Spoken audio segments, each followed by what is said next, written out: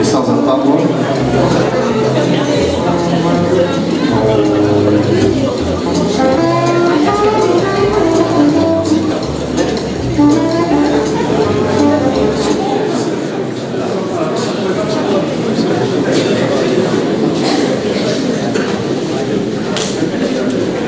Bien, mesdames et messieurs, mesdames et messieurs les maires, je n'ai vu un ou deux, les élus ici présents, mesdames et messieurs les représentants des institutions, j'ai aperçu la gendarmerie, merci de votre présence, mesdames la représentante de la Chambre de commerce et d'industrie, que j'ai vue, voilà, merci aussi pour votre présence, mesdames et messieurs, chers Labénais et nouveaux Labénais.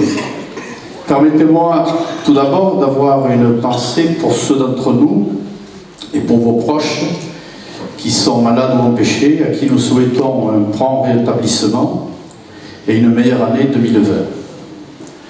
Votre présence ce soir, nombreuse, montre votre intérêt pour la chose publique et je vous l'avoue, elle est très réconfortante. Quelles que soient vos idées, vos préoccupations, vos priorités ou vos projets, je suis convaincu qu'une même chose nous unit, l'attachement à notre commune et sans doute aussi l'amour des autres. Que l'on soit élu, représentant du monde socio-professionnel, dirigeant, adhérent du milieu associatif, simple citoyen, je suis certain que devant l'inquiétante fragilité du monde, nous gardons cette capacité à voir l'envers du désastre avec cet optimisme indispensable pour mieux vivre ensemble. C'est comme cela que notre petite ville restera debout, grâce au dévouement des bénévoles, à l'investissement de chacun dans les domaines sociaux, économiques et environnementaux. Pas recroquevillée sur elle-même, mais ouverte aux autres.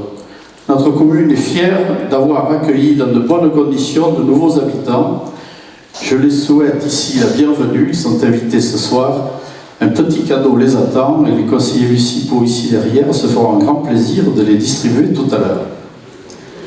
Face aux difficultés certes réelles, et pour conjurer le mauvais sort, nous préférons convoquer l'émerveillement et la joie, comme le disait l'essayiste Jean-Claude Guillebaud dans un édito récent du journal Sud-Ouest.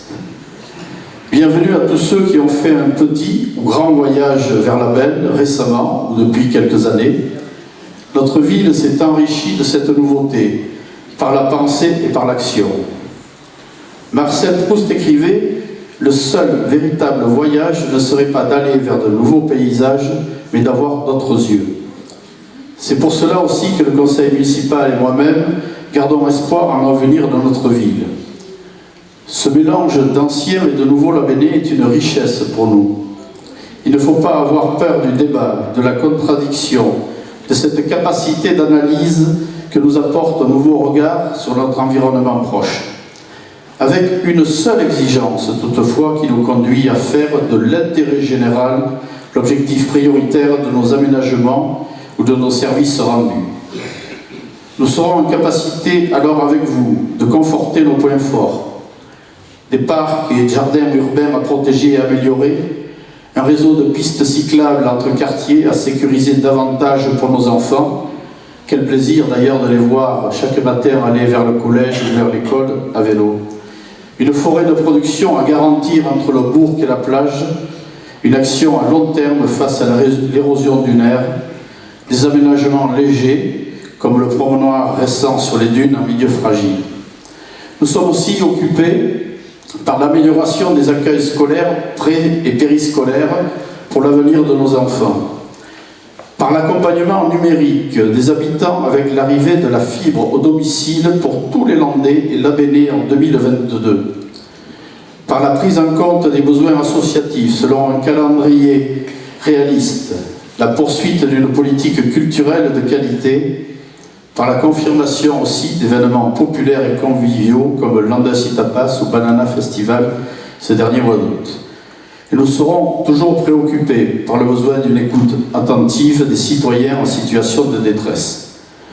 Mais rien ne se fera sans vous et sans votre contribution individuelle ou collective à la vie d'une cité solidaire et fière d'elle-même. Il faut dire les choses clairement.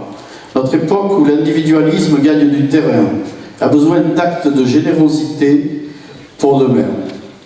Albert Camus écrivait « La vraie générosité envers l'avenir consiste à tout donner au présent ».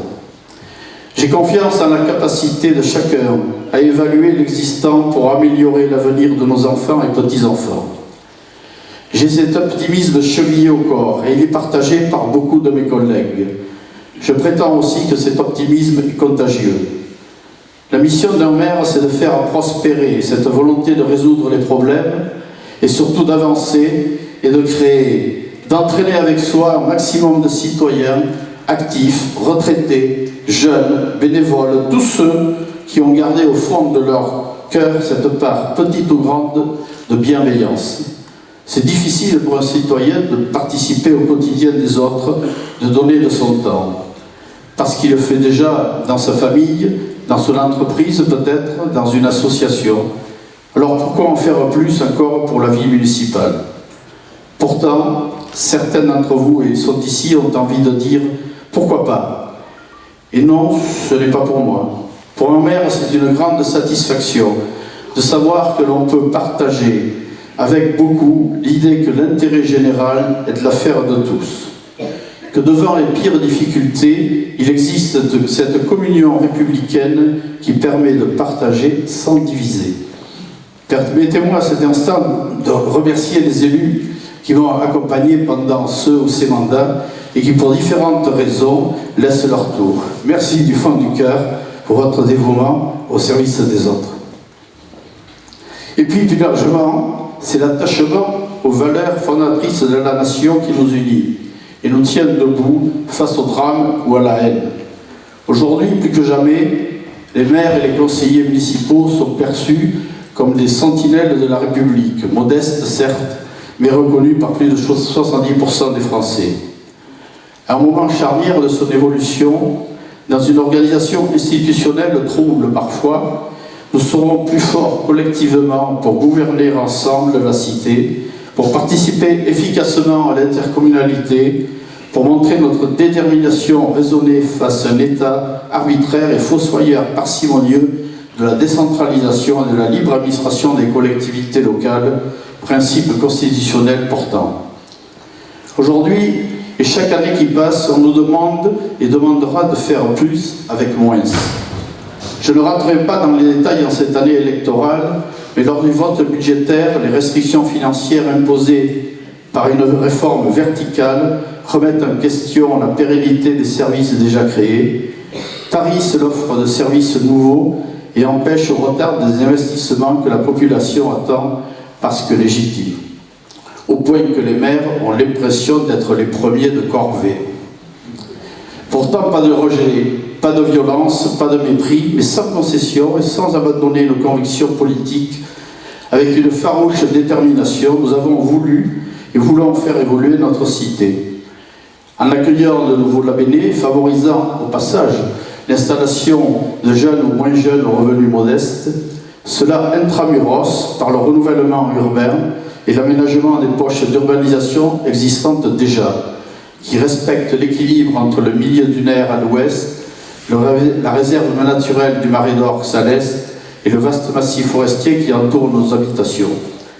En valorisant le couvert végétal des quartiers, avec pour objectif l'idée d'un village dans les pins et de nature en ville, avec pour exigence d'identifier et protéger les trames vertes et bleues, couloirs de biodiversité pour le monde végétal et animal, mais aussi témoins de la beauté nature et océane de notre ville. En garantissant la cohésion sociale, grâce à un soutien moral et matériel pour les plus faibles et une organisation propre d'économie sociale et solidaire, avec une offre de logement locatif et la possibilité d'accession raisonnable à la propriété dans un ou deux lotissements communaux destinés aux familles déjà présentes sur la commune.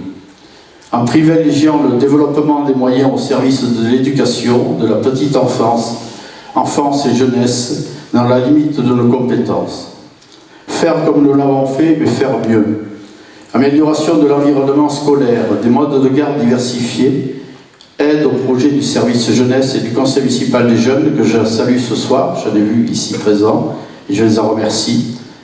Place à l'imagination et aux projets citoyens, comme l'a fait par exemple le département des Landes et ses budgets participatifs. En donnant un élan nouveau au monde associatif par la mise à disposition de salles, d'outils modernes facilitant l'exercice de leur bénévolat, ciment du lien social l'Avesnais. Je prends le pari d'un embellissement proactif des idées culturelles dans le domaine de l'art plastique, tant attendu, de la musique, de l'écrit et de l'image. Sans oublier le patrimoine avec l'aboutissement d'un beau projet autour de la chapelle Sainte-Thérèse avec le conservatoire du littoral. Au passage, je parle d'associations. Un grand merci à tous les bénévoles qui œuvrent dans les associations, plus de 1500 personnes à l'Avesnes, presque un quart de la population. En facilitant l'installation de nouveaux artisans et commerçants qui répondent aux besoins des habitants. Puisse l'État reconnaître que l'on peut étendre 4 hectares la zone d'Ouskit, au nord vers Bénès, pour le bonheur d'une douzaine d'entreprises, sans faire offense à la loi littorale, comme il le dit. Là aussi, un grand bravo à ceux, petits ou grands, qui privilégient les circuits courts et la qualité des produits ou des prestations.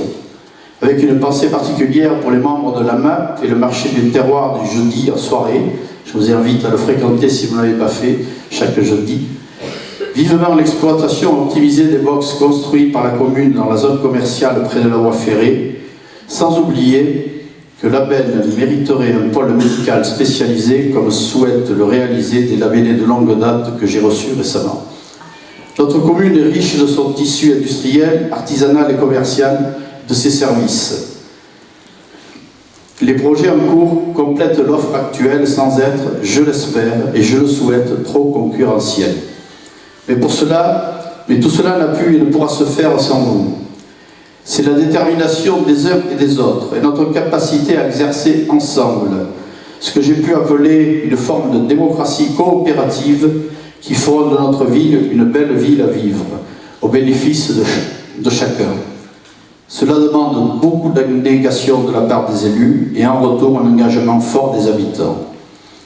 Au moment où la démocratie ne nous protège plus, le système représentatif doit évoluer pour que nous gardions notre pouvoir d'imaginer, de réaliser et de pratiquer.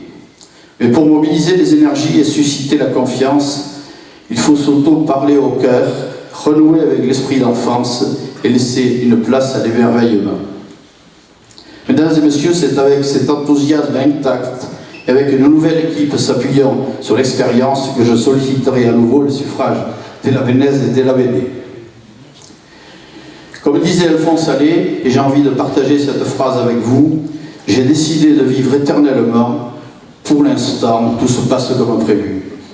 Mesdames et messieurs, je vous souhaite au nom du conseil municipal tous nos vœux de bonheur et une très belle année 2020.